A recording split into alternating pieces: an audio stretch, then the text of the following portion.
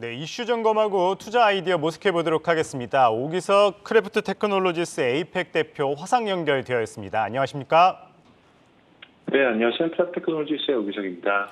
네, 우리나라가 이 세계 3대 채권 지수인 세계 국채 지수의 관찰 대상국에 편입이 됐습니다. 우리나라의 경우 이제 내년 9월쯤 편입되기를 기대한다 이렇게 이야기를 하고 있는데 이 편입이 된다면 우리 돈으로 한 50조 원에서 60조 원 가량 이 외국인 투자 자금이 들어와서 좀 기대해 볼 만하다 이런 이야기가 나오는데 어떻게 생각하십니까? 네, 충분히 일리가 있는 기대감이다라고 생각을 하고 있고요.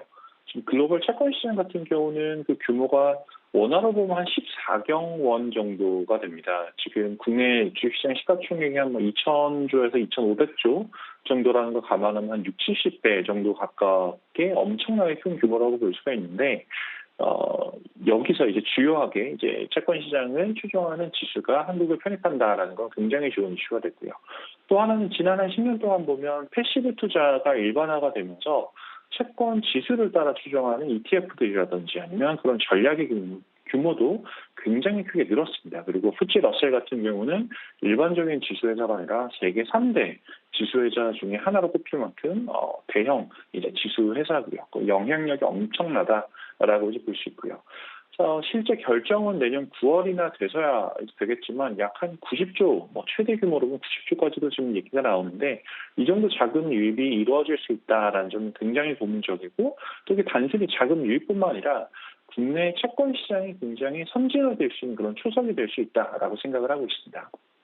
네, 한 90조 가까이 자금 유입이 된다 말씀을 하셨어요. 이 국내에서 분석한 것보다 약 2배 가깝게 더 많은 금액인 것 같은데 이렇게 되면은 이 최근 높아진 이 원달러 환율을 조금 진정시킬 수 있는 기회가 될 수 있을까요? 물론 가능하다라고 생각합니다. 근데 문제는 지금 이게 바로 들어오는 게 아니라 내년 9월에 결정이 나면 보통 9월부터 그 이후 혹은 직전부터 자금이 들어오기 때문에 아직 한참 이제 시간이 좀 남은 이슈다라는 점을 좀 먼저 말씀드리고 싶고요.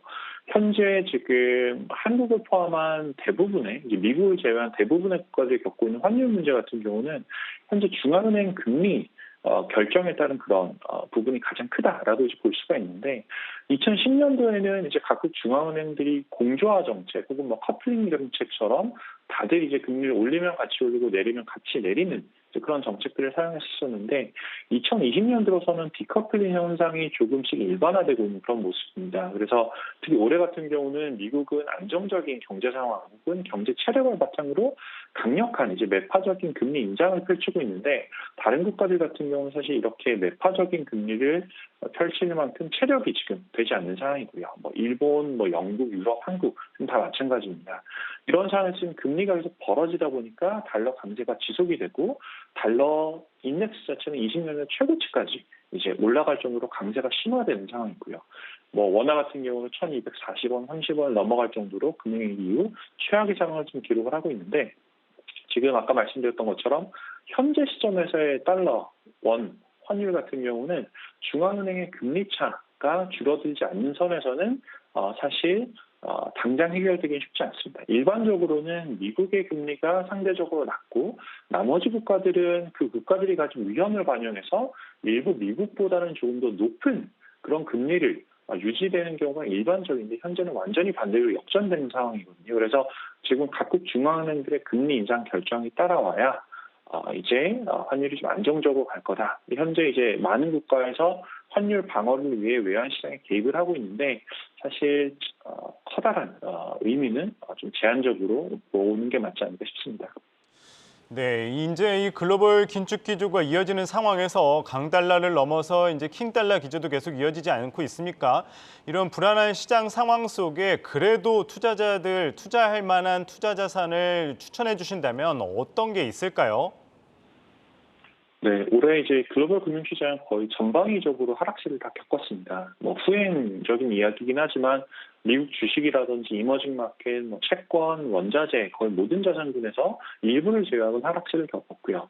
특히 이번 달 같은 경우는 인버스 ETF를 제외하고는 유일하게 상승세를 기록한 자산군이 딱 세 가지 있는데 첫 번째는 변동성, 두 번째는 단기 국채, 그 세 번째는 달러 인덱스. 세 가지밖에 아닙니다. 그래서 모두 현금성이거나 비전통적인 자산군만 지금 시장의 관심을 받고 있는 상황이고요. 지금처럼 사실 모든 자산군의 상관관계가 무너져가는 시장에서는 일부 좀 쉬어가는 게 사실 답이 될 수도 있다라는 생각을 하고 있는데, 저희 주식시장의 위험을 예측하는 저희 회사에서 나온 이제 인공지능 AI 리스크 인디케이터 같은 경우는 4주 전부터 사실 주식시장 투자자들에게 주의 경보를 내리고 있었습니다. 그래서 그 기간 동안 시장이 10% 가까이 이제 하락하기는 했고요.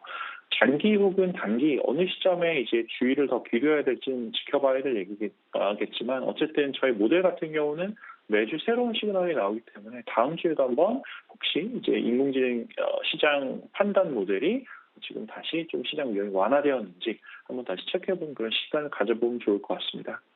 네, 지금 상황에서는 조금은 쉬어가는 것도 답이 될 수 있다 말씀 주셨습니다. 오기석 크래프트 테크놀로직스 에이펙 대표였습니다. 오늘 말씀 고맙습니다.